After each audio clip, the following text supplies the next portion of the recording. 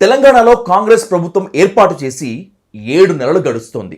రోజులు గడుస్తున్నాయే కానీ ప్రజల సంక్షేమాన్ని గాలి కుదిలేశారనేటువంటిది ప్రతిపక్షాల విమర్శ. అయితే ప్రజలు కూడా ఇదే విమర్శలో ఉన్నారా, ఏకీభవిస్తున్నారా అంటే నిరుద్యోగుల ఆందోళన దీనికి బలం చేకూరుస్తోంది. ఇంతకీ ప్రజలను పట్టించుకోవడంలో కాంగ్రెస్ ప్రభుత్వం విఫలమవుతోందా, లేకపోతే పని లేక ప్రతిపక్షాల విమర్శలు చేస్తున్నాయా? అసలు తెలంగాణలో ఏం జరుగుతోంది అనేటువంటి దానిపై ఇన్ డీటెయిల్గా డిస్కస్ చేద్దాం. Let's invite NSUS state president and MLC Balmoori Venkat on to the dial news hot seat with Vijay Sadhu. Venkat garu నమస్తే. నమస్తే అండి. Welcome to dial news. First of all congratulations, మీరు MLC అయిన తర్వాత we are interacting. First of all చాలా మాట్లాడాలి, ఎందుకంటే ఎక్స్పెక్టేషన్స్ ఎక్కడో ఫెయిల్ అవుతున్నాయేమో అనేటువంటి ఒక మీమాంస ఉంది. Let's come to the point.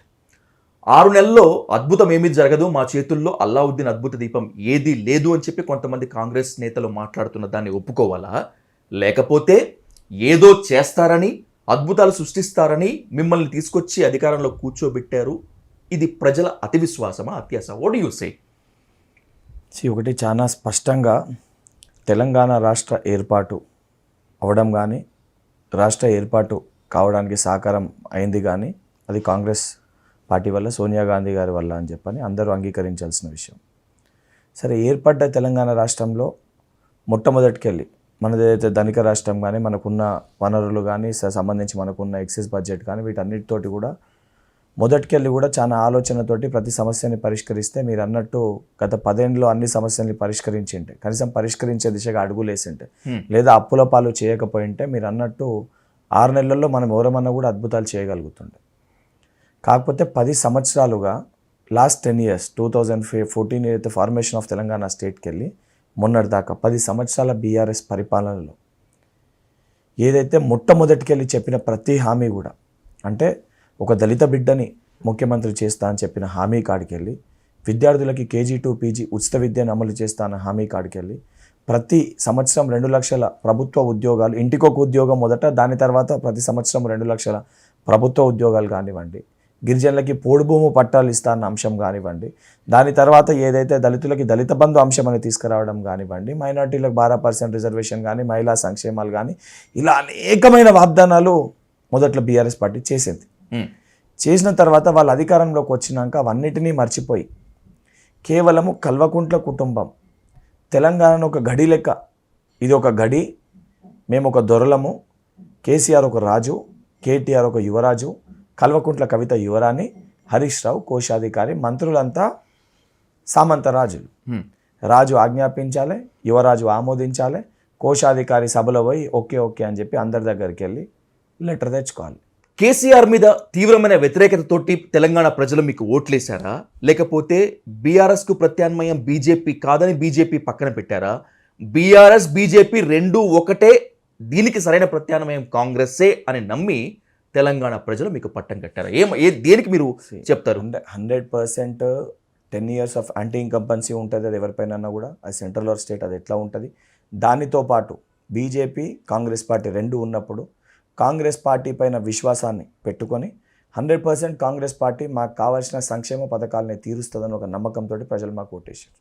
అది రేవంత్ రెడ్డి గారి పైన, బట్టి విక్రమార్క గారి పైన, మా నాయకుల పైన ఉన్న నమ్మకము, వాళ్ళపైన ఉన్న విశ్వాసంతో ఏదైతే సోనియా గాంధీ గారు తెలంగాణ రాష్ట్రాన్ని ఇచ్చారు, సోనియమ్మ పార్టీకి మనం ఓటు వేయాలి, 10 ఏళ్ళుగా ఈ యొక్క దొర తెలంగాణని మోసం చేసిండని చెప్పి ప్రజలందరూ కూడా భావించి ఈ కాంగ్రెస్ పార్టీని గెలిపించడం జరిగింది.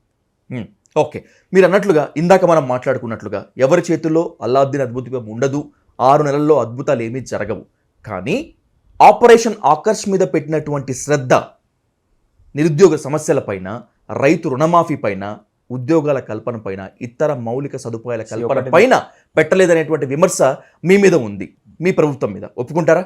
ఇప్పుడు చాలా స్పష్టంగా నేను మీకు ఫస్ట్కి వెళ్ళి ఏదేది చేసుకుంటూ వచ్చినామని మీకు బ్రీఫ్ చేస్తాను. ఎగ్జాక్ట్లీ. సరే, మీరు దాంట్లో మధ్యలో ఇంటరప్ట్ చేసి మీరు వేరే సబ్జెక్ట్ ఏదో నన్ను అడిగారు. మీరు మిషన్ ఆకర్ష్ అని చెప్పి మీరు అంటారు. గతంలో మేము ప్రతిపక్షంలో ఉన్న ఏ రోజు కూడా బీఆర్ఎస్ పార్టీ అధికారంలోకి వచ్చినాక 6 నెలల్లో కూలిపోతుంది, 2 నెలల్లో కూలిపోతుంది, సంవత్సరంలో కూలగొడతామని ఏ రోజు మేము మాట్లాడలేదు.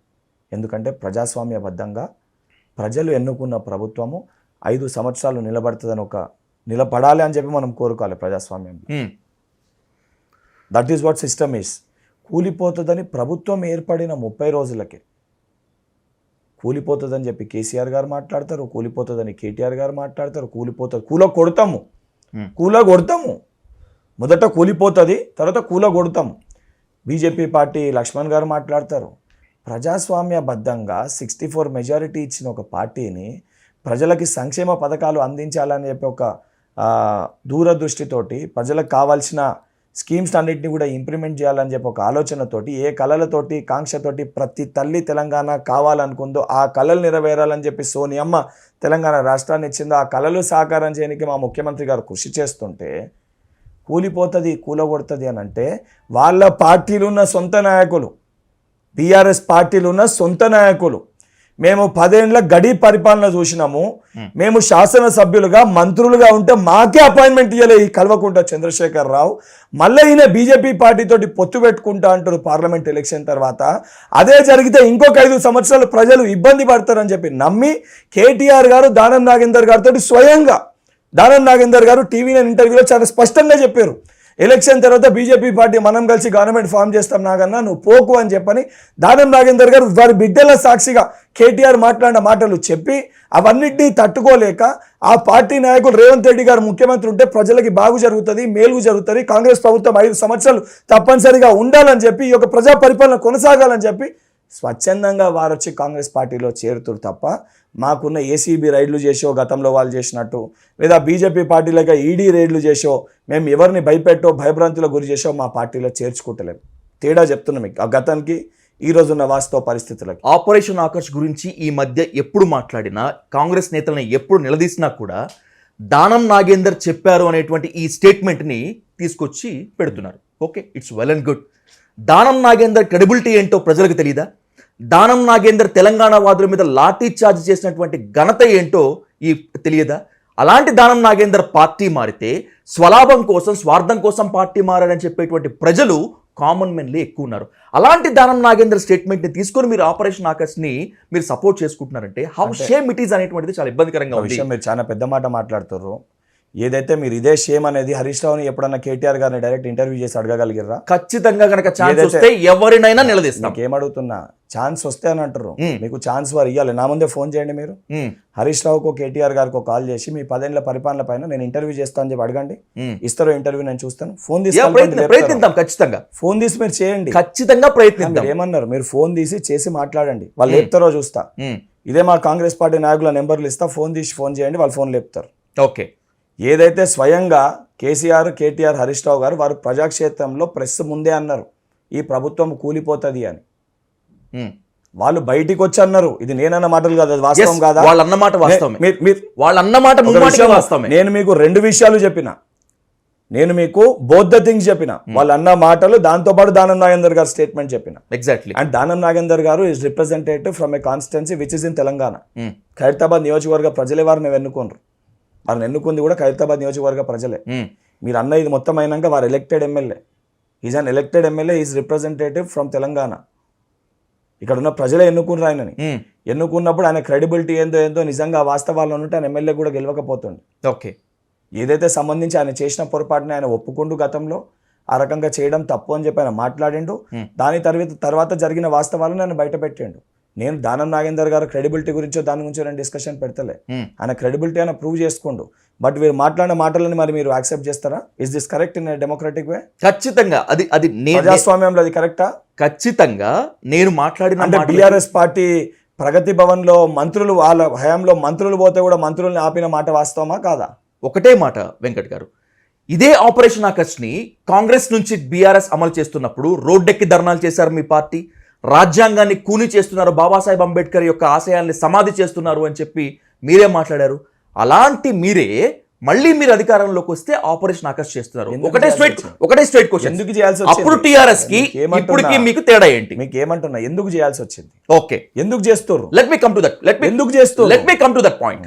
బీజేపీ నేత లక్ష్మణ్ గారు మాట్లాడారనో, లేకపోతే కేటీఆర్ గారు మాట్లాడారనో, లేకపోతే ఇంకెవరో మాట్లాడారనో ప్రభుత్వం కూలిపోతుంది, కూలగొడతాం, ఇది మీరు చెప్పేటువంటి ఆబ్లిగేషన్. అంటే మేము ఎవరిని ఆకర్షణ చెప్పి మేము ఎవరిని పిలిచి మేమేమి వాళ్ళని భయభ్రాంతులకు గురి చేసి రమ్మని చెప్పి ప్రయత్నిస్తలేం. స్వయంగా వారు మాట్లాడే మాటలు తట్టుకోలేక నేను అదే ప్రజలకి మేలు చేకూర్చాలని చెప్పి ఆ సంబంధించిన శాసన సభ్యులు, శాసన మండలి సభ్యులు వచ్చి కాంగ్రెస్ పార్టీలో చేరుతారు. ఎగ్జాక్ట్లీ బీఆర్ఎస్ కూడా సేమ్ ఇదే చెప్పింది. అప్పుడు బీఆర్ఎస్ చెప్పలే, బీఆర్ఎస్ పార్టీలో పోయిన ప్రతి ఎమ్మెల్యే బిఫోర్ ఏసీబీ రైడ్లైనా మీకు ఎవిడెన్స్ చూపిస్తా, పోలీస్ కేసులు పెట్టిన ఎవిడెన్స్ నేను మీకు చూపిస్తా. ఈ రోజు ఒక్క ఎవిడెన్స్ చూపించండి అట్లా భయభ్రాంతులకు గురి చేసి తీసుకున్నారు. సింగిల్ ఎవిడెన్స్ చూపించి చెప్పండి. నేను చెప్పేది ప్రతిది కూడా రికార్డ్ నేను ఎవిడెన్స్. సో నిజంగా ఇప్పటి వరకు టీఆర్ఎస్ నుంచి కాంగ్రెస్ లో చేరినటువంటి ఎమ్మెల్యేలు మాత్రమే కాకుండా నిన్న అర్ధరాత్రి 1 గంటకు చేరినటువంటి బీఆర్ఎస్ ఎమ్మెల్సీలు మొత్తం అంతా కూడా కాంగ్రెస్ యొక్క ప్రజాకర్షక విధానాలని, ప్రజాపాలనని మెచ్చి మీ పార్టీలో జాయిన్ అయ్యారు అంటారు. 100%. Okay, no problem. 100%. No okay. ఇందాక క్వశ్చన్ కంటిన్యూ చేద్దాం. లక్ష్మణ్ గారు అన్నారనో లేకపోతే ఇంకొకళ్ళు అన్నారనో ఇంకెవరైనా కూడా అనొచ్చు, your on the clear cut majority. అన్నింటికీ మించి మీ సభ్యుల మీద మీకు నమ్మకం ఉంది. అప్పుడు అలా ఉన్నప్పుడు ఎవరండి మాట్లాడితే నమ్మకం ఏంటి? అంటే రేవంత్ రెడ్డి టీం కెప్టెన్సీ మీద కానీ, కాంగ్రెస్ ఎమ్మెల్యేల మీద కానీ, మీకు కానీ, మీ మంత్రులకు కానీ ఏ మాత్రం నమ్మకం లేదా? Do you want to say that? అయిపోయిందా? Please answer it. You please. మేము మా క్యాప్టెన్సీ పైన, మా టీం పైన నమ్మకం లేదని మేము ఎవరిని పోయి రమ్మని చేర్చామని అడుగుతలే, లేకపోతే మేము పబ్లిక్ అపీల్ ఏం చేయలే, మిషన్ ఆకర్ష్ చేస్తున్నాం రండి చేరండి అని చెప్పి, లేదా మా ముఖ్యమంత్రి గారు రండి అని చెప్పి ఇక్కడ మాట్లాడలే. వాళ్ళు స్వయంగా వస్తాము పాలన నచ్చి అని అంటే వెలగొట్టలేరు కదా. మీ ఇంటికి ఎవరైనా అతిథి వచ్చినప్పుడు ఇంటి బయటికి వెలగొట్టరు కదా. ఏదైతే పరిపాలన నచ్చి మేము వచ్చి చేరుతామని చెప్పి చెప్తున్నప్పుడు, వాళ్ళు స్వయంగా వస్తున్నప్పుడు, ఒకరు కాదు ఉన్నోళ్ళందరూ వచ్చి చేరుతున్నప్పుడు, చాలా స్పష్టంగా వాళ్ళు చెప్తున్నప్పుడు, ఇక మీరు అదే విషయం నన్ను అడిగితే మీ మా 100% మా టీం పైన మాకు కాన్ఫిడెన్స్ ఉంది, మా మంత్రివర్గం పైన మాకు కాన్ఫిడెన్స్ ఉంది. కాబట్టి అంత స్పష్టంగా కాంగ్రెస్ పార్టీ టికెట్ పైన గెలిచిన వాళ్ళకే మంత్రివర్గంలో చోటు ఉంటుందని చాలా స్పష్టంగా మా ముఖ్యమంత్రి గారు చెప్పారు. మేమేం పక్క పార్టీకి వెళ్ళి తీసుకొని మంత్రులు ఇస్తలేము. మా దగ్గర ఎవరు వ్యక్తులు లేక, లేదా మా దగ్గర టీం లేక, వాళ్ళ లెక్క గతంలో కేసీఆర్ గారు చేసినట్టు కాంగ్రెస్ పార్టీకి వెళ్ళి తీసుకొని మేము మంత్రులు చేస్తలేము. వాళ్ళు అక్కడ శాసనసభ్యులే, ఇక్కడికి వచ్చిన శాసనసభ్యులే, అక్కడ శాసన మండలి సభ్యులే, ఇక్కడికి వచ్చిన శాసన మండలి సభ్యులే. మేము వాళ్ళ కొత్త పదవులు ఇస్తలేము. గత ప్రభుత్వము వాళ్ళు చేర్చుకొని మంత్రివర్గంలో చోటిస్తామని ఆశ పెట్టి ఇచ్చి మంత్రులు చేసుకోరు. ఇది నిజం కాదా? ఇది వాస్తవాలు కాదా? ఎంత కాదనుకున్నా ఇది party ఫిరాయింపులే.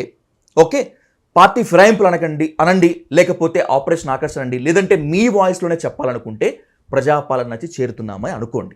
Okay, no probs at all. వాళ్ళు చేరే ముందు ప్రాబ్లం మీకో నాకో కాదు. ఏమంటున్నా, ప్రాబ్లం మీకో నాకో కాదు. వాళ్ళు చేరినరు ప్రజాస్వామ్యబద్ధంగా, దానిపైన సంబంధించి లీగల్ కాంప్లికేషన్స్ ఉన్నా దానికి సంబంధించి స్పీకర్ గారు న్యాయస్థానం ఉంటుంది. What ever decision will come, 100% party will follow that, government will follow that. I'm coming to the point. ఎమ్మెల్యేలను చేర్చుకునే ముందు కానీ, ఎమ్మెల్సీలను చేర్చుకునే ముందు కానీ వాళ్ళు గెలిచినటువంటి నియోజకవర్గ ప్రజల యొక్క అభిప్రాయం తీసుకున్నారా? కనీసం మీ పార్టీ కార్యకర్తల అభిప్రాయం తీసుకున్నారా? అలాంటి ఘటనలు ఉన్నాయా? ఏదైతే సంబంధించి మీరు అనేది ప్రజల అభిప్రాయం అనేది 100% నాకు సంబంధించిన వ్యక్తులు, అక్కడ ఉన్న వ్యక్తులు ఇంటర్నల్గా మా వాళ్ళు తీసుకోవడం జరుగుతుంది. ఓకే, మా పార్టీ అభిప్రాయం అనేది ప్రజాక్షేత్రంలో పబ్లిక్ ముందు తీసుకోరు. That is a internal issue. Exactly. ఇప్పుడు మీరు ఒక మీడియా ఛానల్ రన్ చేస్తే మీ తోటి యాంకర్ తోటి మీద మాట్లాడుతుంటే కెమెరా ఓపెన్ పెట్టి ఏం చేసినాం అని చెప్పి మాట్లాడతారా? పర్సనల్గా 4 గోడల మధ్యలో మీరు మాట్లాడతారా? 4 గోడల మధ్యలో మీరు మాట్లాడతారు కదా, స్క్రిప్ట్ ఇవాళ ఏది పోయి ఇంటర్వ్యూ చేయాలనంటే. మా పార్టీ ఆడున్న మా వ్యక్తులకు కానీ ఏదైనా ఇబ్బంది ఉంటే 4 గోడల మధ్యలో వాళ్ళని పిలిచి సంజాయిస్తారు. హుజూరాబాద్ లో ఖచ్చితంగా బల్మూరి వెంకట్ గెలుస్తాడు, గెలిచి తీరతాడు అనే నమ్మకంతో మీకు అక్కడ టికెట్ ఇచ్చారని ఈ రోజుకు మీరు హార్ట్ఫుల్ గా నమ్ముతున్నారా? ఒకటి, పార్టీ ఎప్పుడు టికెట్ ఇచ్చినా 2 ఉంటాయి. తెలంగాణలో ఆ రోజు ఉన్న పరిస్థితులు గెలుస్తాడు, గెలిచి తీరుతాడు అనే దానికంటే కూడా పార్టీ పైన ఎవరికి టికెట్ ఇచ్చినా వాళ్ళని వీళ్ళు భయభ్రాంతులకు గురి చేసో, లేకపోతే ప్రలోభాలకు గురి చేసో గుంజేసుకుంటారు. ఓకే, పార్టీ ఎవరికి టికెట్ ఇచ్చినా అప్పటికే అక్కడ ఉన్న మా ఎమ్మెల్యే క్యాండిడేట్ని వాళ్ళు last 15 days 20 days before join చేసుకోవడం జరిగింది. ఎవరికి టికెట్స్ ఇచ్చినా స్థానికంగా ఆడున్న లోకల్ లీడర్స్కి ఎవరికైనా ఇస్తే భయభ్రాంతులకు గురి చేస్తే మళ్ళీ ఏదన్నా ఇబ్బంది అవుతుందన్న ఒక పరిస్థితి, పెద్దోళ్ళని ఇంకేదన్నా ఉంటే అది చేసి ఇబ్బంది పెడతారనే పరిస్థితిలో ఆ ఉమ్మడి జిల్లాలో అప్పటికే బీఆర్ఎస్ పార్టీకి వెళ్ళి ఒక విద్యార్థి నాయకునికి అవకాశం ఇచ్చారు.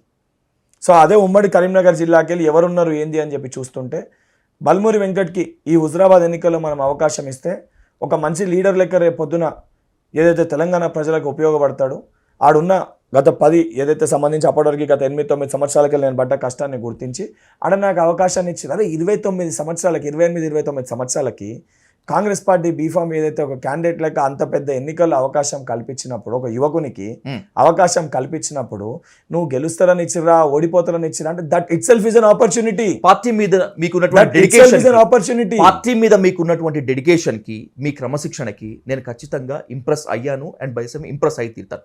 But I want keep you 1-2 straight questions before you. ఇవి మీ దాకా వచ్చి ఉన్నాయో లేదో నాకైతే తెలియదు, కానీ వచ్చి ఉంటే ఓకే, రాకపోతే మీ ముందు పెడతాను. You have to blast the silence, you have to break the rumours at all. Venkat గారు, హుజూరాబాద్లో ఖచ్చితంగా బల్మూరి వెంకట్ గెలవలేడు కాబట్టే బల్మూరి వెంకట్ని తీసుకెళ్లి హుజూరాబాద్లో పెట్టి బలి పశువును చేశారు అనేటువంటి విమర్శ రాజకీయ వర్గాల్లో ఉంది. ఇది మీ దాకా వచ్చిందని కూడా నాకు తెలుసు. మిమ్మల్ని నిజంగా బలి పశువు చేశారా, లేకపోతే కాంగ్రెస్ పార్టీ బీజేపీకి అమ్ముడుపోయి మిగతా పార్టీతో ములాఖత్ అయ్యి మిమ్మల్ని అక్కడ డమ్మీ క్యాండిడేట్గా పెట్టిందా? ఇప్పుడు ఒక విద్యార్థి నాయకునికి మనం రాజకీయాల్లోకి వచ్చినప్పుడు నేను ప్రజలకి ఒక పాత వేయాలనుకున్నా. ఒక upper middle class or middle class ఫ్యామిలీకి వెళ్ళారో పేద తరగతి కుటుంబాలకి రాజకీయాలకు వచ్చినప్పుడు వితౌట్ ఎనీ పొలిటికల్ బ్యాక్గ్రౌండ్ మనం సక్సెస్ కాగలుగుతాము రాజకీయాల్లో అని ఒక మెసేజ్ ఇవ్వాలని చెప్పి నేను పాలిటిక్స్ చేస్తున్నాను. I'm doing politics out of passion. నాకు రాజకీయం చేసి ప్రజలకు ఏదో సేవ చేయాలనే ఉద్దేశంతో నేను రాజకీయాలకు వచ్చిన. నిజంగా లేదు నా వ్యక్తిగతం నేను చేసుకోవాలంటే నా కంప్లీట్ అయిన నా ఎంబీబీఎస్ నా డాక్టర్ ప్రొఫెషన్ తోటి నా వృత్తిపరంగా నేను చేసుకుని నేను హ్యాపీగా ఉండొచ్చు. అవును. సో రాజకీయాల్లోకి వచ్చినప్పుడు ఒక యంగ్స్టర్కి ఆపర్చునిటీ ఎక్కడ వస్తే ఆపర్చునిటీకి మనం యూజ్ చేసుకొని వెళ్ళాలి తప్ప ఆడ గెలుస్తామా ఓడిపోతామా ఏమవుతుంది అని చెప్పి భయపడితే అసలు నేను యువకున్నే కాదు. మీరు భయపడ్డారని చెప్పాలి. మీకు లెట్ మీ కంక్లూడ్. అసలు నేను యంగ్స్టర్నే కాదు. తెలంగాణ గడ్డ పైన ప్రతి ఒక్క రక్తంలో ఆ పౌరుషము, ఆ ఏదైతే సంబంధించి ఏదన్నా సాధించగలుగుతామని ఒక పట్టుదల ఉంటుంది. అందరూ చేయలేమన్నా కూడా చేయగలుగుతామనే ఒక పట్టుదల మనకు ఉంటుంది. తెలంగాణ గడ్డలో పుట్టిన ప్రతి ఒక్కరికి కూడా, ఇఫ్ ఐమ్ నాట్ రాంగ్, ప్రతి ఒక్కరు కూడా అదే పట్టుదల, ఇదే బల్మూరి వెంకట్ కూడా అదే పట్టుదల ఉండే. అదే పట్టుదలతో ఆడ వెళ్ళి పోటీ చేసిన. కానీ మీరు ఆడ పడ్డ ఓట్లని బలి పశువు చేసిర్రు, బలపరిచినరా, నా పైన కొంచెం ప్రేమ ఉన్నోళ్ళు బలి పశువు చేసిర్రు అని మా సొంత పార్టీ వాళ్ళు అన్నారా లేదా? అది మీకు అదే చెప్తున్నా. నా సొంత పార్టీ వాళ్ళు అన్నారు. బయట ఉన్న వాళ్ళు బల్మూరి వెంకట్ని ఖతం చేసారు అని చెప్పి మరికొంతమంది మాట్లాడారు. నేనంటే గిట్టని వాళ్ళు అబ్బా మంచిగా అయింది ఖతం అయిపోయింది అని చెప్పి మాట్లాడు. ఇది సర్వసాధారణం పాలిటిక్స్లో. బట్ బల్మూరి వెంకట్ ఖతం అయిపోయిందా, బల్మూరి వెంకట్ని బలిపశు చేసిరా, బలపరిచినరా, ఈరోజు బల్మూరి వెంకట్ ఉన్న స్థానం చూస్తే తెలుస్తుంది కదా, క్లారిటీ వచ్చింది కదా. సరే, ఆ రోజు ఏదైతే సంవత్సరంన్నర కిందనో మాట్లాడిన మాటలకి, 2 సంవత్సరాల క్రితం మాట్లాడిన మాటలకి ఈరోజు పార్టీ అధిష్టానం సమాధానం చెప్పింది కదా. సమాధానం నోట్తో చెప్పాల్సిన అవసరం లేదు, వాళ్ళు తీసుకున్న నిర్ణయాలతో సమాధానం చెప్పొచ్చు. కానీ ఇదే బల్మూరి వెంకట్ హుజూరాబాద్లో మీరు ఈరోజు పోయి మీరు ఇంటర్వ్యూ చేయండి. ఎన్నికల్లో పోటీ చేసి ఓడిపోయిన తర్వాత బల్మూరి వెంకట్ హుజూరాబాద్ నియోజకవర్గానికి చేసిన పనితీరు కామన్ పబ్లిక్ని అడుగుతున్నాను. నేను కార్యకర్తల్ని కాదు, కామన్ పబ్లిక్కి. నేను ఈరోజు కూడా హుజూరాబాద్ ఒక 8 months అవుతుంది. ఎలక్షన్స్ తర్వాత ఈరోజు మధ్యలో ఒకసారి పోయి ఒకటే రోజు ఏదైతే సంబంధించి ఇల్లందకుంట దేవుణ్ణి, అదేవిధంగా బిజ్గిర్ షరీఫ్ దర్గా వెళ్ళి దర్శనం చేసుకొని వస్తే ఈ రోజు వరకు నేను వెళ్ళలేదు. ఎందుకంటే అలాంటి పార్టీ ఆడ ఒక వ్యక్తికి నిర్ణయం ఇచ్చింది, ఒక వ్యక్తికి ఇన్ఛార్జ్ లేక బాధ్యతలు అప్పచెప్పి ఆయన పనిచేస్తున్నాను. ఈ రోజు కూడా మీరు పోయి పబ్లిక్ని అడగండి, బల్మూరి వెంకట్ అనే వ్యక్తి హుజూరాబాద్ టికెట్ వచ్చింటే గెలుస్తుండేనా ఓడిపోతుండేనా? నేను ఆన్సర్ చేయడం కాదు, నేను ఎవరన్నా కూడా తర్వాత నేను గెలుస్తుండే అని చెప్పి చెప్తా. కాకపోతే ఆ రోజు ఉన్న పరిస్థితిలో బల్మూరి వెంకట్ హుజూరాబాద్లో గెలుస్తాడా ఓడిపోతాడా అనే ఆలోచనతోటి బల్మూరి వెంకట్ని వేరే దగ్గరికి పంపలేదు. బల్మూరి వెంకట్ అవసరం కేవలం హుజూరాబాద్ నియోజకవర్గానికి కన్ఫైన్ అయితే, తెలంగాణ రాష్ట్ర వ్యాప్తంగా మొత్తం బల్మూరి వెంకట్ ప్రచారం చేస్తే ఇది పార్టీకి ఇంకా లార్జర్ పర్స్పెక్టివ్లో యూజ్ అవుతుంది అనే దాంతో నాకు స్టేట్ అంతా తిరగమని ఆపర్చునిటీ ఇచ్చారు.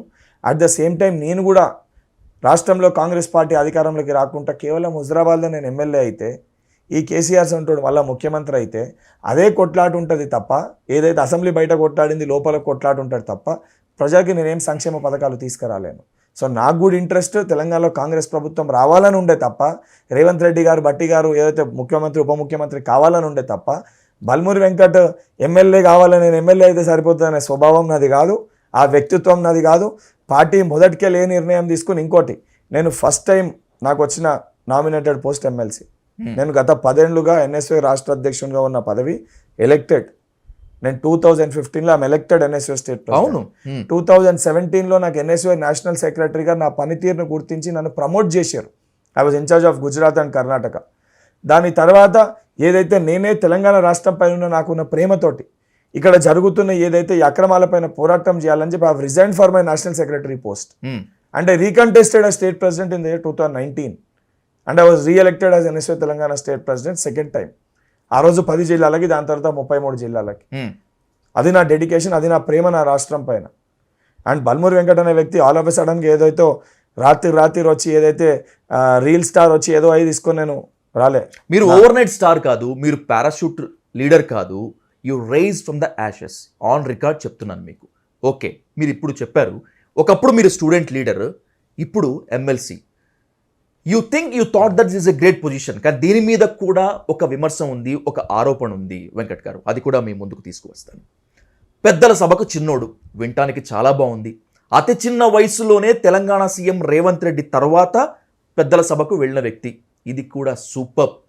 కానీ అతి చిన్న వయసులోనే ఎమ్మెల్సీ పదవి మీకు ఇచ్చి పెద్దల సభకు పంపించి మీ గొంతు నొక్కేశారు, మీ గొంతు కోసేశారు, మీ రాజకీయ భవిష్యత్తుకి ఇక్కడే కాంగ్రెస్ పార్టీ సమాధి కట్టింది అనేటువంటిది మరొక విమర్శ, ఆరోపణ.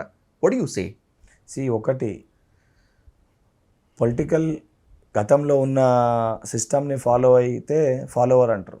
నేను మీకు ఫస్టే చాలా క్లియర్గా చెప్పిన, నేను ఈ పాలిటిక్స్లో నాదంటూ ఒక సపరేట్ పాత్ వేయాలనుకున్నాను. సో బల్మూరి వెంకట్కి ఎమ్మెల్సీ ఇచ్చి ఖతం చేసిర్రా, బలపరిచిర్రా అనేది నాకు రాబోయే ఏదైతే కాలం నిర్ణయిస్తుంది, నా పనితీరుని నిర్ణయిస్తుంది. ఏ అవకాశానన్నా గతంలో ఏ ఎన్ఎస్యూ రాష్ట్ర అధ్యక్ష పదవి కూడా ఇంత ఈ రీతిలో పొట్లాడి, ఈ రీతిలో ఏదైతే ప్రతిపక్ష పార్టీలో ఉన్నప్పుడు ప్రభుత్వం పైన కొట్లాడి ఇంత పేరు ఈ రకంగా ఎవరన్నా గతంలో పనిచేసిర్రా? First question. మనకిచ్చిన పదవికి మనము దాన్ని ఎట్లా యూటిలైజ్ చేసుకుంటామని మన పైన ఉంటుంది. అదొక పర్సెప్షన్ క్రియేట్ చేసి పెట్టారు గతంలో. ఎమ్మెల్సీ అంటే పెద్దల సభ, ఎవరికి అందుబాటులో ఉండరు, ఎవరికి టచ్లో ఉండరు, ఎవరితో మాట్లాడరు, ఆడి కథం అయిపోతుంది, లాస్ట్ స్టేజ్లో ఇస్తారు. బట్ రాజకీయ నిరుద్యోగులకి, కురువృద్ధులకి ఇస్తారన్న విమర్శ కూడా ఉంది. మీకు అదే చెప్తున్నా, అది గతంలో ఉన్న దాన్ని చూసి మాట్లాడుతున్నారు. అంటే మీరు పాస్ట్ని ఉద్దేశించి మాట్లాడుతున్నారు, అంతే అంతే. కానీ మనం అదొకటి మర్చిపోతున్నాము. కానీ ఇదే ఎమ్మెల్సీ ఏజ్ పరిమితిని, అంటే ఏజ్ లిమిట్ని అబౌవ్ 30 ఉన్న వాళ్ళకి ఇవ్వచ్చనే ఉంది. దాన్ని నిర్ణయం తీసుకున్నప్పుడు మీరు అన్న పరిస్థితి ఉంటే 50 ఏళ్ళ తర్వాత అని పెట్టొస్తుండే ఎమ్మెల్సీ అని. 30 ఏళ్ళ పైన ఉన్న వాళ్ళకి ఎమ్మెల్సీ అని చెప్పి పెట్టారు. Above 30 is the criteria. 30 ఏళ్ళు దాటితే ఎమ్మెల్సీ కావచ్చు. నేను చిన్నోన్నున్నా కూడా ఆ ఏజ్ లిమిట్లోనే కదా నేను ఎమ్మెల్సీ అయింది. అవును, 31 ఇయర్స్కే కదా నేను ఎమ్మెల్సీ అయింది.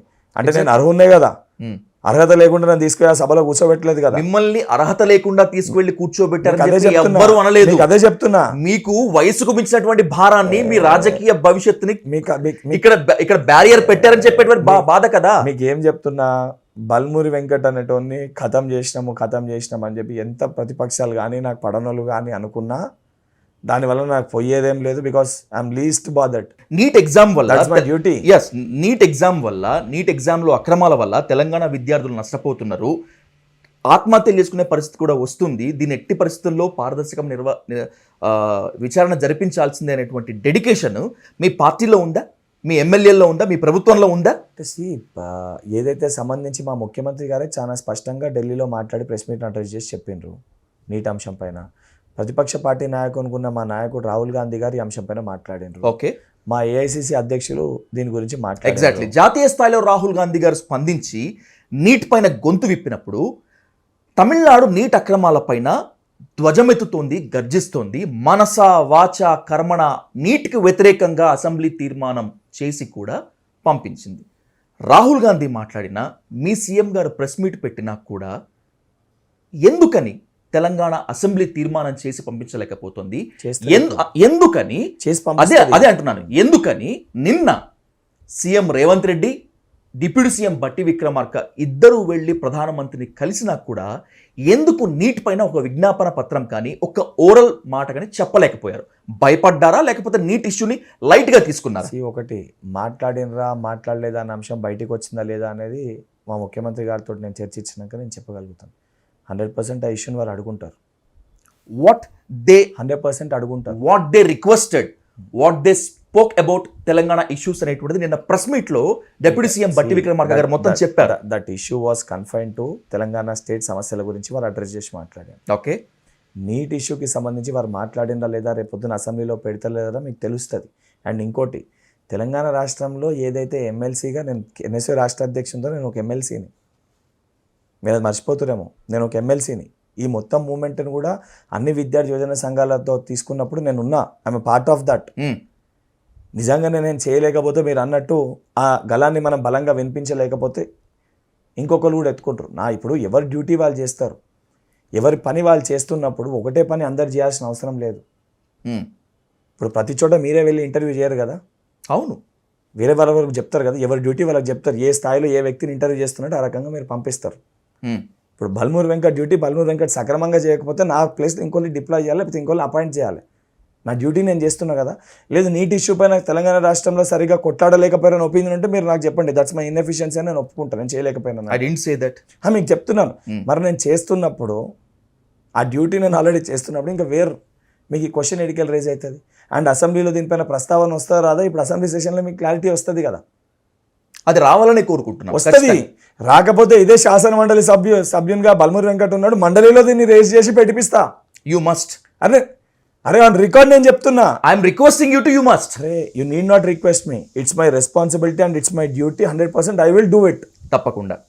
తెలంగాణ కోసం కొట్లాడింది విద్యార్థులు, బలిదానం చేసినటువంటి వాళ్ళు కూడా విద్యార్థులే, మిగతా వాళ్ళందరూ కూడా చేశారు. టీఆర్ఎస్ వద్దు అని చెప్పి, అంటే టీఆర్ఎస్ కావాలి అని ఓట్లేయించిన వాళ్ళు విద్యార్థులే, అదే టీఆర్ఎస్ వద్దురా బాబు అని చెప్పి ఎళ్ళగొట్టింది కూడా విద్యార్థులే. ది ఫైనల్ పాయింట్, కాంగ్రెస్కి ఓటేయమని చెప్పింది కూడా విద్యార్థులే. అలాంటి విద్యార్థులతో, నిరుద్యోగులతో కాంగ్రెస్కి గ్యాప్ వచ్చిందా? ఈ గ్యాప్ ఎవరైనా సృష్టిస్తున్నారా? ఒకటి ఇష్యూస్ చిన్నవి ఉన్నాయి అనే దానికి నేనేం దాన్ని తప్పు పడతలేను. ఈ ప్రజాస్వామ్యంలో ఎవరికి ఏమున్నా, గతంలో కాంగ్రెస్ పార్టీ అధికారంలోకి వచ్చినా కూడా ధర్నా చౌక్లో ధర్నా చేసినా కానీ, కొంతమంది వ్యక్తులు దీక్ష చేసినా కూడా, ఈ టెట్ నిర్వహణ పైన నేనే నేరుగా వెళ్ళినా మాట్లాడినా, ఆ దీక్షను విరమించి ఆ సంబంధించిన డిమాండ్స్ని కూడా నేను యాక్సెప్ట్ చేయించిన. కాకపోతే ఇక్కడ ఏమైందనంటే, మీకు ఇప్పుడే చెప్పిన డిఎస్సి ఎగ్జామ్ గతంలో ఎప్పుడు ఉండేది, ఏడి పోస్ట్ పోన్ అయింది, టెట్ ఎందుకు నిర్వహించినాం. ఇక్కడ 2 ఆస్పెక్ట్స్.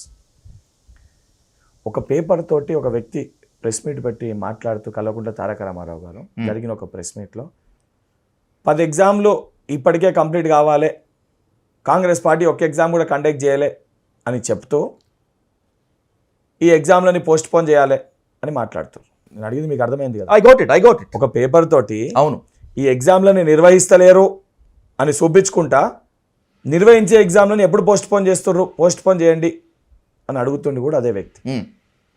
కేటీఆర్ మాత్రమే కాకుండా కొంతమంది విద్యార్థులు కూడా అడుగుతున్నారు అదే మాట. మీకు ఏమంటున్నా, ఇప్పుడు ఫస్ట్ ఎగ్జామ్స్ పెట్టన్నా పోస్ట్ పోన్ చేయన్నా, ఫస్ట్ మీరు నాకు ఆ క్లారిటీ ఇవ్వండి. ఎగ్జామ్స్ పెట్టన్నా ఖచ్చితంగా పోస్ట్ పోన్ చేయన్నా. ఖచ్చితంగా మీరు ప్రామిస్ చేసినట్లు ఏడాదికి 2 లక్షల ఉద్యోగాలు ఇవ్వాల్సిందే, ప్రతి ఏడాదికి జాబ్ క్యాలెండర్ ఇవ్వాల్సిందే, మీ ప్రామిసెస్ నిలబెట్టుకోవాల్సిందే, నో డౌట్ ఎట్ ఆల్. కానీ ఎందుకని మీరు నిర్వహించబోయేటువంటి డిఎస్సి మీద స్టూడెంట్స్ నుంచి వ్యతిరేకత వస్తుంది పోస్ట్ పోన్ చేయాలని? And by the same way group 1కి 1:100 అనేటువంటిది, అలాగే ఆగస్టులో జరగబోయేటువంటి గ్రూప్ 2, గ్రూప్ 3 వీటన్నిటికీ పోస్టులు పెంచాలనేటువంటి ఇలాంటి డిమాండ్స్ వస్తున్నప్పుడు ఎందుకో కాంగ్రెస్ గవర్నమెంట్ ఏదో చిన్న చిన్న సాకులు చూపి ఈగోకి పోతుందేమో, స్టూడెంట్స్ని పట్టించుకోవట్లేదేమో అనేటువంటి విమర్శ ఒకటి ఉంది. You please clarify on that. ఒకటి, గ్రూప్ 1లో 1:100 అని మీరు అంటున్నారు. ఓకే, గతంలో బట్టి గారు కూడా మాట్లాడారు ఈ అంశం పైన అసెంబ్లీలో, అది కూడా ఓకే. ఒక నోటిఫికేషన్ మనం ఇచ్చినప్పుడు ఆ నోటిఫికేషన్లో చాలా క్లియర్గా ఈ గ్రూప్ 1 క్యాన్సిల్ అయ్యి కొత్త నోటిఫికేషన్, గతంలో జియో నెంబర్ 55 అనే ఒక అంశం ఉండే నోటిఫికేషన్లో. ఆ సమయానికి బట్టి గారు అసెంబ్లీలో మాట్లాడినప్పుడు GO number 50 already notification issue చేసారు, ప్రాసెస్ స్టార్ట్ అయింది. ఓకే, జియో నెంబర్ 55 తీసేసే పరిస్థితి లేదు, తీసేయాలంటే నోటిఫికేషన్ని క్యాన్సిల్ చేయాలి. సో దాని వలన మెరిట్ స్టూడెంట్స్ నష్టపోతున్నారు అని చెప్పి 1:100 పిలవాలి, 1:100 ఇవ్వాలని చెప్పి బట్టి గారే డిమాండ్ చేశారు. బట్ నోటిఫికేషన్ క్యాన్సిల్ అయ్యి గ్రూప్ 1 ఏదైతే గతంలో బట్టి గారు చేసినప్పుడు ఇది సీఎం గారి దృష్టికి తీసుకొని వెళ్ళినప్పుడు, సీఎం గారు గ్రూప్ 1 నోటిఫికేషన్ ఇచ్చేటప్పుడు గవర్నమెంట్ అండికెళ్ళి టీజీపీఎస్సీకి కూడా ఏదైతే సంబంధించి చెప్పడం జరిగింది, ఆ జియో నెంబర్ 55ని క్యాన్సిల్ చేయండి, లేకపోతే అది ఇబ్బంది జరుగుతుంది పిల్లలకి అన్నాక ఇమీడియట్గా కొత్త నోటిఫికేషన్లో జియో నెంబర్ 55ని టీజీపీఎస్సీ క్యాన్సిల్ చేసింది. క్యాన్సిల్ చేసి చాలా స్పష్టంగా 1:50 అని నోటిఫికేషన్లో మెన్షన్ చేశారు. మెన్షన్ చేసిన 1 వీక్ ఆర్ 10 డేస్ మెయిన్ ఏదైతే ప్రిలిమ్స్ ఎగ్జామ్స్ అయిపోయేంత వరకు ఇష్యూ ఎక్కడ రేస్ కాలే. మీరు అన్నట్టు నోటిఫికేషన్ రిలీజ్ అయినప్పుడే 1:50ని 1:100 చేయాలని చెప్పి ఎవరైనా రిక్వెస్ట్ చేసినా, ఎవరైనా రిప్రజెంటేషన్ ఇచ్చినా, లేదా నా దగ్గరికి ఎవరైనా వచ్చి చెప్పినా 100% అదే రోజు ఇష్యూ రిజాల్వ్ అవుతుండే. అదే రోజు అంతా అయిపోయినాక ఏదైతే సంబంధించి ప్రిలిమ్స్ ఎగ్జామ్ అయిపోయినాక ఈరోజు ఏదైతే సంబంధించి 1:100 చేయాలని చెప్పి అడుగుతారు. 1:100 చేయాలని చెప్పి ఈరోజు మనం నిర్ణయం తీసుకొని సరే టీజీపీఎస్సీకి సీఎం గారు ఒకసారి మాట్లాడి పెట్టిస్తే కూడా ఓకే పోస్టులు మటుకు ఉన్న 560 పోస్టులకు మటుకే జాబ్ ఇచ్చేది. ఆల్రెడీ ఉన్నదాని ప్రకారం నాకు తెలిసి 40,000 50,000 షార్ట్ లిస్ట్ అవుతారు. ఏది ప్రిలిమ్స్కి మీరు అన్నట్టు 1:100 పిలిస్తే 1,00,000 మంది షార్ట్ లిస్ట్ అవుతారు. ఓకే సరే ఇప్పుడున్న వాళ్ళు అడగట్లే, కానీ కొత్త పాస్ మీరు అప్పుడు మళ్ళీ మీరు కూడా పోయి అడుగుతారు కొత్త పాసర్ మరి వీళ్ళకి టెట్ పెట్టాలని మీరు, because you play the same common role. మీరు వెళ్ళి మరి వాళ్ళకు కూడా మైక్ పెడతారు ఏం చేయాలనగానే స్టూడెంట్స్ వేరేమో, బట్ 100% వాళ్ళు తెలంగాణ వాళ్ళు కూడా ఓటు వేసారు కాంగ్రెస్ పార్టీ. మళ్ళీ టెట్ పెట్టాలి ఏదో పోస్ట్ పోన్ చేశారు కదా మేము ఇప్పుడే పాస్ అయినా మాకు టెట్ నిర్వహించాలని అంటారు. మళ్ళీ టెట్ నిర్వహిస్తాం, మళ్ళీ వాళ్ళకు కూడా సేమ్ ఇదే, మళ్ళీ వాళ్ళు కూడా ఒక 2 months పోస్ట్ పోన్ చేయమని అడుగుతారు. ఇట్లా చేసుకుంటూ వెళ్దామంటే ఇబ్బంది ఏం లేదు, but make a clear stand. దీనికి సొల్యూషన్ కనుక్కునేటువంటి ప్రయత్నం చేద్దాం. ఇప్పుడు నిరుద్యోగులు ఏమంటున్నారంటే మా ఆవేదనను పట్టించుకోవాల్సిన స్థాయిలో కాంగ్రెస్ ప్రభుత్వం పట్టించుకోవట్లేదు అని చెప్పి కొన్ని చోట్ల నిరసన వ్యక్తం చేస్తున్నారు, కొన్ని చోట్ల ఆగ్రహం వ్యక్తం చేస్తున్నారు. కానీ మీ అంబిషన్ని మీ మోటోని ఎక్కడో నిరుద్యోగులతో స్టూడెంట్స్తో మిస్ మ్యాచ్ అవుతోంది అనేటువంటి ఒక చిన్న పాయింట్ ఆఫ్ వ్యూలో గవర్నమెంట్ ఉంది. ఇప్పుడు వీటన్నింటినీ ఫుల్ స్టాప్ పెట్టాలంటే ఈ డౌట్స్ని వీటన్నింటినీ గనక ఫ్లేర్ అప్ చేసుకోవాలంటే why can't you go for consensus? ఒక కొంతమంది స్టూడెంట్ లీడర్స్ పిలిచి ఎందుకని కన్సెన్సస్ మళ్ళీ పూర్తి స్థాయిలో చేయకూడదు? Do you think we are not meeting students? No నేను వాళ్ళ ఒపీనియన్స్ తీసుకుంటలేమని మీరు అనుకుంటారా? ఒకవేళ అదే పూర్తి స్థాయిలో జరుగుంటే మోతీలాల్ నాయక్ అమర నిరాదీక్ష కూర్చోవాల్సినటువంటి అవసరం ఎందుకు వచ్చి ఉంటుంది వెంకట్ గారు చెప్పండి. ఓకే, మోతీలాల్ నాయక్ అమర నిరాదీక్ష కూర్చోండు. నేను ఎమ్మెల్సీనే కదా, గవర్నమెంట్లో ఎమ్మెల్సీనే. మీరు వెళ్ళారు కూడా? మాట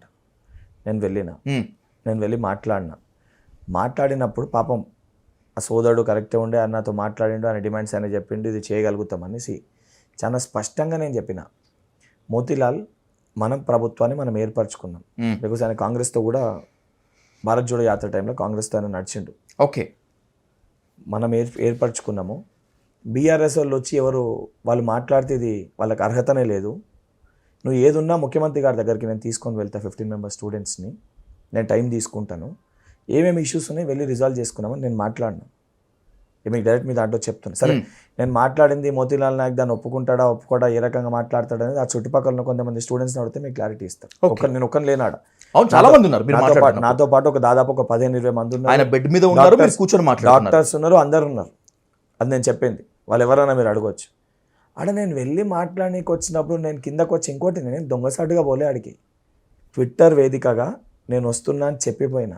అవును, నిజంగా చిత్తశుద్ధే లేకపోతే, నిజంగా సమస్యని పరిష్కరించాలనే ఆలోచన మాకు లేకపోతే మేము ఎందుకు అక్కడికి వెళ్ళే ప్రయత్నం చేస్తాము? పింక్ మీడియా వాళ్ళు మిస్పర్సెప్షన్ క్రియేట్ చేసి, మిస్లీడ్ చేసి ఇష్యూని తప్పుదో పట్టించే ప్రయత్నం చేశారు. నేను చాలా స్పష్టంగా కూడా అక్కడ మనం ఇష్యూ రిజాల్వ్ చేయడానికి వెళ్ళినప్పుడు మాట్లాడి అడ్రస్ చేస్తేనే కదా. గత ప్రభుత్వం పేరు ఎందుకు కొట్లాడినాము? మనం ఏం చేసినా ఇప్పుడు మాట్లాడడానికి రాలేనే కదా. ఇక్కడ మాట్లాడడానికి మనం వచ్చినప్పుడు మాట్లాడి ఇష్యూ రిజాల్వ్ చేసుకోక దేనికోసం చేస్తారు? అండ్ నేను చాలా స్పష్టంగా నెక్స్ట్ డే నా దగ్గర స్టూడెంట్స్ వస్తే కూడా ఒకటే చెప్పిన, మా ఫస్ట్ ఎజెండా ఒకటే, డిసెంబర్ లోపల ఉన్న అన్ని ఎగ్జామ్స్ కండక్ట్ చేయాలి. ఓకే, ఎందుకనంటే మాకు నెక్స్ట్ అకాడమిక్ ఇయర్కి సంబంధించి మేము జాబ్ క్యాలెండర్ నెక్స్ట్ 15 daysలో ప్రకటిస్తాం. కేసీఆర్ లానే అధికారంలోకి వచ్చిన తర్వాత స్టూడెంట్స్ని దూరం పెట్టినటువంటి ఆ ఎపిసోడ్ని కనుక తీసుకుంటే రేవంత్ రెడ్డి కూడా అధికారంలోకి వచ్చినటువంటి తర్వాత ఆపరేషన్ ఆకర్ష్ మీద పెట్టేటువంటి శ్రద్ధ స్టూడెంట్ లీడర్స్తో కన్సెన్సస్ మీద పెట్టడం లేదు, కావాలని విద్యార్థి నేతలు దూరం పెడుతున్నారేమో అనేటువంటి అనుమానం ఈరోజు కొంతమంది విద్యార్థి సంఘాల నేతల్లో ఉంది, న్యూట్రల్ పీపుల్లో కూడా ఉంది. Is that right? మీరు అన్నట్టు నిజంగానే ముఖ్యమంత్రి గారికి అన్ని ఇష్యూస్ని ముఖ్యమంత్రి గారు సూపర్వైజ్ చేస్తారు. అండ్ ముఖ్యమంత్రి గారి ఇంటి దగ్గర గురుకుల వాళ్ళు పోయినా, జియో 46 వాళ్ళు వెళ్ళినా, Group 2 వాళ్ళు వెళ్ళినా, వీళ్ళందరినీ ముఖ్యమంత్రి గారు ఇంటి దగ్గర పోయి ధర్నా చేస్తే కూడా లోపల పిలుచుకొని మాట్లాడిన పరిస్థితులు మేము చూసినాము, మీరు కవర్ చేసారు, మా దగ్గరకు వస్తే మేము కూడా మాట్లాడినాం. అండ్ ముఖ్యమంత్రి గారు ఏదైతే సంబంధించి ప్రభుత్వంలో ఉన్న ఎమ్మెల్సీగా అనుక్షణం వారి మధ్యలో ఉంటున్న వారి సమస్యలను నేను అడ్రస్ చేస్తున్నా, ప్రతిరోజు నేను మాట్లాడుతున్నా, ఎవరు వచ్చి కలిసినా వాళ్ళకి ఎక్స్ప్లెయిన్ చేస్తున్నా. బట్ ఇక్కడ ప్రాబ్లం ఏమొస్తుందనంటే ఏదన్నా ఉన్నది ఉన్నట్టు చెప్పినప్పుడు ఆ రోజు మీరు ఇట్లా చెప్పలేదు, ఈరోజు మీరు బలంగా చెప్తున్నట్టు అవును 100% ఆ రోజు ఎందుకు ఎగ్జామ్స్ పెడతలేరు, ఉద్యోగాలు ఇస్తలేరు, ఉద్యోగాలు అమ్ముకుంటారు కాబట్టి మేము కొట్లాడినాం తప్ప ఎగ్జామ్స్ పెట్టిన ఎగ్జామ్స్ని పోస్ట్ పోన్ చేయమని ఏ రోజు అన్న కొట్లాడినామా? పెట్టే ఎగ్జామ్స్ని పోస్ట్పోన్ చెప్పారు కొట్లాడమ్మా. అండ్ అందరూ మాట్లాడి గ్రూప్ 1 లీకేజ్ అయినప్పుడు బయోమెట్రిక్ ఫాలో కాలేదని నేనే కదా రోజు కోర్టుకి వెళ్ళింది. అవును, గ్రూప్ 1 నోటిఫికేషన్లో బయోమెట్రిక్ ఉంది, తర్వాత ఆ బయోమెట్రిక్ని ఫాలో అవ్వలేదు, ఆ రూల్ని ఫాలో అవ్వలేదు అని బేస్ చేసుకునే కదా సెకండ్ టైం గ్రూప్ 1 క్యాన్సిల్ చేయించింది.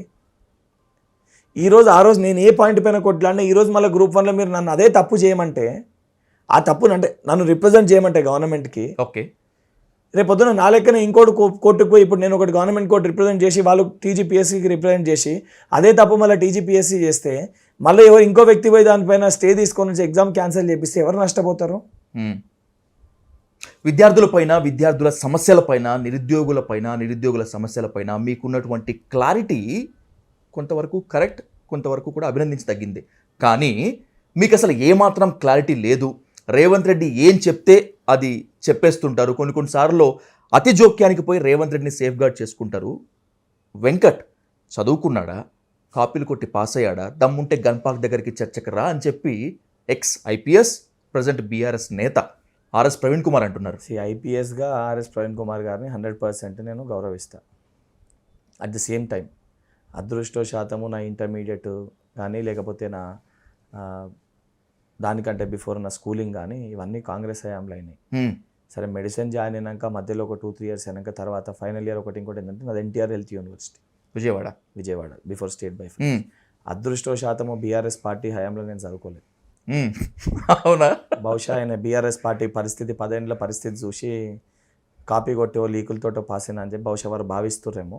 కానీ వారికి ఆ క్లారిటీ లేదేమో, అంటే నేను బీఆర్ఎస్ హయాంలో చదువుకోలేదనే క్లారిటీ లేదేమో, లేదా బోర్డ్ ఆఫ్ ఇంటర్మీడియట్ గ్లోబరీనా సంస్థ కేటీఆర్ సంస్థ పేపర్ లీక్ చేసినప్పుడు నేను స్టూడెంట్ కాదు ఇంటర్మీడియట్, లేదా 10th క్లాస్ పేపర్ లీకేజ్ అయినప్పుడు నేను 10th చదువుతలేను. బహుశా వారు ఆ కాన్సెప్ట్ వారు మొన్నటి బీఎస్పీలో ఉండే కదా, వారు మాట్లాడి వారు ఆ ఆలోచన నుండి వారు ఇంకా బీఎస్పీలో ఉన్నారనుకొని వారు అట్లా మాట్లాడినరేమో. అండ్ వారంతా నేను ఏదైతే చదువుకొని ఐపీఎస్ కాలేకపోయినా నేనేదో కొద్ది గొప్ప చదువుకొని నేను డాక్టర్ని అయితే అయినా. మరి డాక్టర్ పెద్ద చదువా, ఐపీఎస్ పెద్ద చదువా, పెద్దలు వారికే అవగాహన ఉండాలంటే పెద్ద వ్యక్తికి నేను చెప్పలేను. అండ్ 100% నేను చెప్తా, ముఖ్యమంత్రి పనితీరు మంచిగా ఉన్నప్పుడు, ముఖ్యమంత్రి ప్రజలకు అందుబాటులో ఉన్నప్పుడు, ఒక ఎమ్మెల్సీగా, ఒక విద్యార్థి నాయకునిగా 100% ముఖ్యమంత్రిని ఏదైతే మిస్లీడ్ చేసి ప్రజలను మిస్లీడ్ చేసి ముఖ్యమంత్రిని తప్పుపడుతుంటే 100%గా మాట్లాడతా, కొట్లాడతా, నిలబడతా. That is for sure.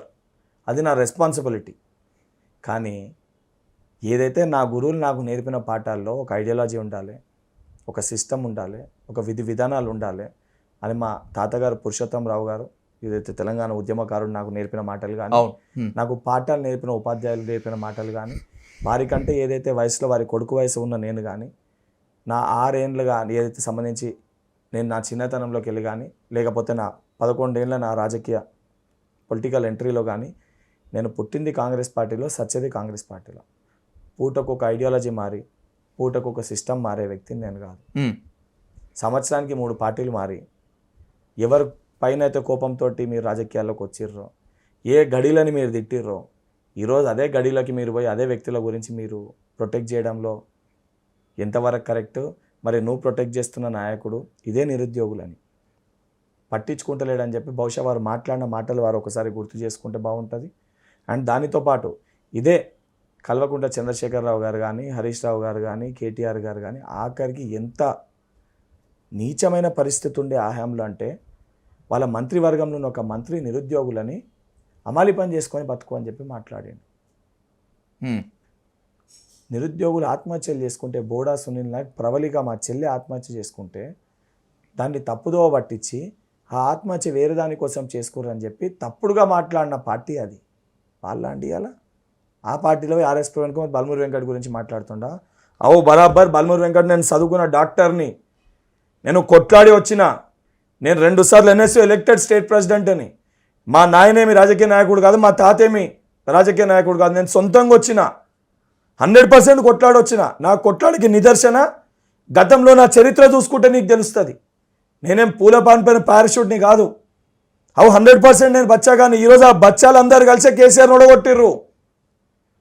Balmuri Venkat కేవలం ఒక్కడు కాదు, నా వయసులో ఉన్న 28 సంవత్సరాలకి వెళ్ళి 30 సంవత్సరాల ప్రతి పిల్లగాని నువ్వు బచ్చా అన్నట్టు బల్మూరి వెంకట్ అంటే. ఈ బచ్చగాడు ఏం చేసిండో నీకు తెలుసు. పోయి నీ గురువు కేసీఆర్ని అడుగు, ఆయన పీఠం ఏమనగలిగిందో ఆయన చెప్తాడు. లేకపోతే ఇదే కేటీఆర్ అనేక ప్రెస్ మీట్లలో, ప్రెస్ ఇంటర్వ్యూలలో పదే పదే బల్మూరి వెంకట్ పేరు ఎందుకు తీసాడో కేటీఆర్ అడుగు చెప్తాడు. ఉమ్. ఈరోజు వారు కూడా మాట్లాడితే ఎట్లా అండి? ఆర్ఎస్ ప్రవీణ్ కుమార్ అని మాత్రమే కాకుండా టీఆర్ఎస్ నేతలందరూ కూడా ఈ 7 నెలల కాలంలో ప్రజలకు కాంగ్రెస్ ప్రభుత్వం ఏం చేసింది, మేము 10 ఏళ్ళు ఏం చేశామో దమ్ముంటే అశోక్ నగర్లోనో గన్ పార్క్ దగ్గర చర్చ పెట్టుకుందాం, మీరు రెడీనా అనేటువంటి సవాల్ విసురుతున్నారు. If you accept that challenge, are you ready? నేను చాలా స్పష్టంగా ట్విట్టర్లో కూడా పెట్టిన, కేసీఆర్, కేటీఆర్, ఆర్ఎస్పి ముగ్గురు రండి. కేసీఆర్ గారికి ఆరోగ్యం బాగాలేదు కదా, మీరు ముగ్గురు రండి, నేను వస్తా. 6 నెలల మా చిత్తశుద్ధి ఏందో నేను చెప్తా. 10 ఏళ్ళలో మీరు ఏం చేసిరో మీరు చెప్పండి, నేను రెడీ. వాళ్ళు ఏ స్థలం చెప్పినా ఏ సమయం చెప్పినా నేను సిద్ధంగా ఉన్నా. ఓకే. కేటీఆర్, హరీష్ రావు, ఆర్ఎస్పి. ఉత్త ఆర్ఎస్పి ఎందుకంటారంటే పాపం ఆయన ఫ్రెష్ అడ్మిషన్, ఆయనకు ఐడియా ఉండదు గతంలో ఏం జరిగిందో. అందుకే కేటీఆర్ను హరీష్ రావును ఎంట పెట్టుకొని వస్తే, కేటీఆర్ కూడా పాపం తర్వాత వచ్చింది, హరీష్ రావు ఫస్ట్కి వెళ్ళినాడు కాబట్టి హరీష్ రావు కేటీఆర్ ఇద్దరు వస్తే ఏంటంటే వారికి కొంచెం ఈజీ అవుతుంది సబ్జెక్ట్. ఆ 10 ఏళ్ళలో వాళ్ళు ఏం చేశారు మళ్ళీ ఆడికి వచ్చి తెలియదంటే పాపము పెద్దల్ని నేను ఇబ్బంది పెట్టిన అయితే కాబట్టి వాళ్ళిద్దరిని ఎంట పెట్టుకొని వస్తే నేను చర్చకు సిద్ధం. As I said earlier, your not a parachute leader. చాలా స్టూడెంట్స్ రేంజ్ నుంచి వచ్చారు, చాలా కష్టపడి పోరాడి వచ్చారు. వెంకట్ మీరు ఎమ్మెల్సీగా ఉన్నారు, happy with that your position. మీరు రేవంత్ రెడ్డి గ్రూపా, బట్టి విక్రమార్క గ్రూపా? అంటే వాట్ ఈస్ దిస్ హస్తం? ఆహా, కాంగ్రెస్ పార్టీ గ్రూప్. కానీ ఆ హస్తంలో 100 గ్రూపులు ఉన్నాయి, 1000 గ్రూపులు ఉన్నాయి అంటారు. ప్రజాస్వామ్యంలో ఒక్కొక్కరికి ఉన్న దాంట్లో ఒక్కొక్క ఒపీనియన్ ఉంటుంది. ఇప్పుడు ఒక ఇద్దరు వ్యక్తులు కలిసి తిరిగితే మీరు గ్రూప్ అని సంబోధిస్తే అందరు కలిసి ఉండేది ఒకటే చెట్టు కింద. ఆ కింద ట్రంక్ ఉంటుంది, ఆ ట్రంక్ పైకి వెనక వేరే వేరే కొమ్మలు అవుతాయి, ఆ కొమ్మలకు మళ్ళీ వేరే వేరే ఆకులు వస్తాయి, కానీ బేస్ అయితే ఒకటే కదా. నేను ఆ బేస్ గ్రూప్. పొలిటికల్గా గాంధీ ఫ్యామిలీ గ్రూప్ నేను. ఓకే, పొలిటికల్గా మీరు ఎదగడానికి డిప్యూటీ సీఎం బట్టి విక్రమార్క చాలా ఊతం ఇచ్చారు అనేటువంటిది రాజకీయ వర్గాల్లో ఉన్నటువంటి 100%. Yes, okay. కానీ బట్టి విక్రమార్కాన్ని సైడ్ చేసేసి రేవంత్ రెడ్డి గ్రూప్గా ఉండటానికి ఎక్కువగా ఇష్టపడుతున్నారు మీరు, రేవంత్ రెడ్డి స్టాండ్ తీసుకుంటున్నారు అనేటువంటిది ఒక ఆరోపణ. Is that true? నేను పాలిటిక్స్లోకి వచ్చినప్పుడు రేవంత్ రెడ్డి గారు కాంగ్రెస్ పార్టీలో లేరు. బట్టి విక్రమార్క గారు ఆ రోజు పీసీసీ వర్కింగ్ ప్రెసిడెంట్గా ఉన్నారు. Is a dedicated Congress leader, no doubt at all. చెప్తానండి, బట్టి గారు పీసీసీ వర్కింగ్ ప్రెసిడెంట్గా ఉన్నారు. నాకు బట్టి గారు నేను ఒక పొలిటికల్ లీడర్ కంటే ఎక్కువ కూడా నేను ఒక నా ఇంట్లో ఒక కుటుంబ సభ్యుని లెక్క భావిస్తాను. వారు కూడా నన్ను వాళ్ళ ఇంట్లో ఒక పిల్లగాని లెక్కని చూస్తారు. వాళ్ళ ఇంట్లో కొడుకు సూర్య వీళ్ళందరూ ఎట్లనో వెంకట్ కూడా అట్లనే పిల్లగాడు, మా పిల్లగాడు అని చెప్పి వారు భావిస్తారు. At the same time Revanth Reddy గారిని కూడా చిన్నతనంకి వెళ్ళి రేవంత్ రెడ్డి గారిని చూసారు. నేను స్కూల్కి వెళ్ళేటప్పుడు నేను వారి ఇంట్లో వెళ్ళి ఆడుకుంటుండే. He was my neighbour. నాకు ఈరోజు ఏదో కొత్తగా రేవంత్ రెడ్డి గారు ఇవాళ పరిచయం కాదు. రేవంత్ రెడ్డి గారు నా ఫ్యామిలీ ఎంతో తెలుసు, నేను ఏడికెళ్ళి వచ్చినా తెలుసు, నా మొత్తం తెలుసు, నా బాల్యం కూడా తెలుసు వారికి. వారు కాంగ్రెస్ పార్టీలో చేరినాక 100% ఆ చిన్నప్పటికెళ్ళి ఆ సాన్నిధ్యం ఉంది కాబట్టి అనుబంధం ఉంటుంది. అట్ ద సేమ్ టైం బట్టి గారు, రేవంత్ రెడ్డి కానీ, సీతక్క కానీ, బల్మూరి వెంకట్ అందరి దగ్గరికి వెళ్తాడు, అందరితోటి దగ్గరగా ఉంటాడు. As a chief minister, as an MLC వారిని ప్రొటెక్ట్ చేయడము, వారు తీసుకున్న నిర్ణయానికి కట్టుబడి ఉండడము, ప్రజలకి ఏదైతే కాంగ్రెస్ పార్టీ సంక్షేమ పథకాన్ని తెలియజేయడం నా బాధ్యత. యాజ్ అ డిప్యూటీ సీఎం బట్టి గారు ఏ నిర్ణయం తీసుకున్నా, బట్టి గారి పైన ఏది మాట్లాడినా కూడా దాన్ని ప్రొటెక్ట్ చేయడం కూడా నా బాధ్యత. నా బాధ్యతను నిర్వహిస్తే మీరే అంటారు కాంగ్రెస్ పార్టీలో గ్రూపులు ఉంటాయి, అవి ఉంటాయి, ఇవి ఉంటాయి. గ్రూపులు లేకుండా నేను నికార్సైన కాంగ్రెస్ పార్టీ కార్యకర్తగా, నాయకునిగా ఉండి పార్టీ విధి విధానాలని ప్రజల్లోకి తీసుకొని వెళ్ళి ఏదైతే కార్యకర్తలకి అండదండగా ఉండడానికి తప్పు మీరు పడితే దాన్ని మీరు ఏ రకంగా తీసుకోవచ్చు, నాకు ఇబ్బంది ఏం లేదు. దాంతో నాకు క్లారిటీ ఉంది, మా నాయకులకు క్లారిటీ ఉంది బల్మూరి వెంకట్ అంటే ఏందో. Right, let's conclude with one important question Venkat గారు. ఇది చాలా హార్ష్గా అడుగుతున్నానని చెప్పి అనుకోవచ్చు, కానీ తెలంగాణ సమాజం మొత్తం కూడా సిగ్గుతో తలదించుకున్నటువంటి విషయము, బై ద సేమ్ వే బాధపడుతున్నటువంటి విషయం. ఎల్బీ నగర్లో 4 ఏళ్ల పాపపై రేప్ అటెంప్ట్. పెద్దపల్లి జిల్లా సుల్తానాబాద్లో 6 ఏళ్ల పాపపై రేప్ అటెంప్ట్. ఈ రియల్ ఎస్టేట్ వెంచర్ చూపిస్తానని చెప్పి ఇద్దరు కారులో తీసుకువెళ్ళి కూల్ డ్రింక్లో మత్తుమందు కలిపి అత్యాచారం. అన్నింటికీ మించి 10 రోజుల పాటు ఓ చెంచు మహిళను నిర్బంధించి ఆమెను రేప్ చేసి ఆమె మానంలో డీజిల్ పెట్టి కాల్చినటువంటి ఘటన. కూకట్పల్లిలో చెత్త ఏరుకునేటువంటి అమ్మాయి పైన రేప్ అటెంప్ట్. ఇంత దుర్మార్గాలు జరుగుతుంటే అంటే ఒకటి వాస్తవానికి ఏదైతే సంబంధించి ఇదైతే జరుగుతున్నాయో అట్ ద సేమ్ టైం మనం కూడా అంటే గవర్నమెంట్ పరంగా, చట్టం పరంగా చర్యలు కఠినంగా ఉంటాయి. ఎక్కడ కూడా దీన్ని ఉపేక్షించేది లేదు అని మీరు ఎక్కడ ఇష్యూ జరిగినా ఇమీడియట్గా రెస్పాన్స్ మీరు చూస్తారు. ఇంకే సీఎం గారు అవైలబుల్ లేకపోయినా ఎక్కడున్నా అక్కడికి డైరెక్షన్స్, ఇన్స్ట్రక్షన్స్ ఇచ్చి కఠినంగా శిక్షించాలని చెప్తారు ఎవరున్నా కూడా. Any incident you take, and సంబంధించిన వ్యక్తులను కూడా మీరు చెక్ చేసుకుంటే లేదా చర్యలు ఎట్లున్నాయి, వాళ్ళని ఎట్లా రైజ్ చేసారు, ఆఫీసర్స్ ఏమైనా తప్పు చేస్తే కూడా ఇమీడియట్గా సస్పెండ్ చేస్తారు. ఎక్కడ ఏ చిన్న తప్పు చేసినా ఆన్ ది స్పాట్ యాక్షన్ తీసుకుంటారు. అండ్ వీటిపైన కూడా ఏంటంటే స్ట్రిక్ట్ చేయాలని చెప్పి పోలీస్ వ్యవస్థతో కూడా మనం ఆల్రెడీ మీటింగ్ పెట్టారు. ఈ 3 కమిషనరేట్ పరిధిలో ఉన్న సిఐ పైన ఉన్న గ్రేడ్ ర్యాంక్ ఆఫీసర్స్ అందరితోటి కూడా దే హ్యావ్ కండక్టెడ్ మీటింగ్. 100% దీన్ని రిస్ట్రిక్ట్ చేస్తాము, కఠినంగా చేస్తాము. ఇంకొత్త టీమ్స్ని కూడా టీమ్స్ని కూడా ప్రతి జిల్లాలో కూడా తెరుస్తామని చెప్పినాము. ఓకే. దానితో పాటు ఇంకొత్త సిస్టమ్ ఫ్లయింగ్ కాప్స్ అసలు ఇంకేదన్నా కొన్ని కొత్త సిస్టమ్స్ కూడా ఒక తెచ్చని కూడా ఆల్రెడీ ముఖ్యమంత్రి గారు దృష్టి పెట్టారు, ప్రయత్నిస్తారు. అతి త్వరలో అవుతాయి. At the same time even it's our responsibility, మీడియాలో ఉన్న వాళ్ళు కానీ ప్రజాక్షేత్రంలో ఉన్న మనం కూడా మనం వెట్టెళ్తున్నాము, ఏం జరుగుతుంది, ఎటువంటి విధానాల్ని మనము చూసి నేర్చుకుంటున్నాం, ఏమి చూసి నేర్చుకుంటున్నామని చెప్పాల్సిన బాధ్యత కూడా మన పైన ఉంది. ఎందుకంటే ఈవెన్ తల్లిదండ్రులకు కూడా పిల్లలకి నేర్పించడంలో కానివ్వండి, లేదా ఒక అన్నగా తమ్ముళ్ళు ఏమవుతారో చూసుకోవాల్సిన, ఎవరైతే అన్నలు ఉన్నారో వాళ్ళ తమ్ముళ్ళు ఏ దారిలో పోతారో చూసుకోవాల్సిన బాధ్యత కానీ, ఎందుకు ఈ పరిస్థితి వచ్చింది అనేది వాటిపైన ప్రభుత్వం పరంగా ప్రభుత్వం చేస్తుంది. At the same time media పరంగా మీడియా కూడా దాన్ని రిస్ట్రిక్ట్ చేయడానికి అవేర్నెస్ ప్రోగ్రామ్స్ క్రియేట్ చేయాలి. మేము కూడా చేస్తే ఏ రకంగా ఉంటుందని చెప్పి మేము కూడా మాకు ఉన్న చోట మా గలాన్ని మేము కూడా వినిపించి దాన్ని ఆపే ప్రయత్నం చేస్తాం. దిస్ బికాజ్ ఎందుకంటే ఇటువంటివన్నీ ఆపాల్సిన బాధ్యత అందరిపైన ఉంటుంది. బికాజ్ ఎందుకంటే ఈ సిస్టంలో ఇది రిస్ట్రిక్ట్ అవ్వాలంటే చేసేటోళ్ళు కూడా తెలంగాణలో ఉన్నోళ్ళే కదా. అవును. బయటికి వెళ్ళి వచ్చేవారు వచ్చి చేస్తలేరు కదా. సో వాళ్ళు చేయకుండా వాళ్ళని చెప్పాల్సిన బాధ్యత కూడా మనపైన ఉంది. కాబట్టి మనం కూడా బాధ్యత తీసుకోవాలి. తప్పకుండా. ఇప్పటి వరకు తెలంగాణ కోసం కొట్లాడారు. తెలంగాణలో నిరుద్యోగ సమస్యలపైన, స్టూడెంట్స్తో సమస్యలపైన, అలాగే తెలంగాణలో ఉన్నటువంటి అన్ని సమస్యలపైన కూడా ఇప్పటి వరకు మీరు కొట్లాడుతూ వచ్చారు. ప్రజా ఆశీర్వాదంతో మీరంతా అధికారంలోకి వచ్చారు. అఫ్కోర్స్ అన్నట్లుగానే 6 నెలల్లో బహుశా ఏమీ కాకపోవచ్చు, కానీ ఇంకా సమయం ఉంది. ప్రజల అంచనాలని మీరు అందుకోవాలని, ఎక్కడన్నా కనుక ప్రజలతో గ్యాప్ ఉంటుంది ఫిలప్ చేసుకుంటూ తెలంగాణ సర్వతోముఖాభివృద్ధికి మీరు పాటుపడాలని మనస్ఫూర్తిగా కోరుకుంటూ థ్యాంక్స్ ఫర్ యూ వెంకట్ గారు. Thank you so much.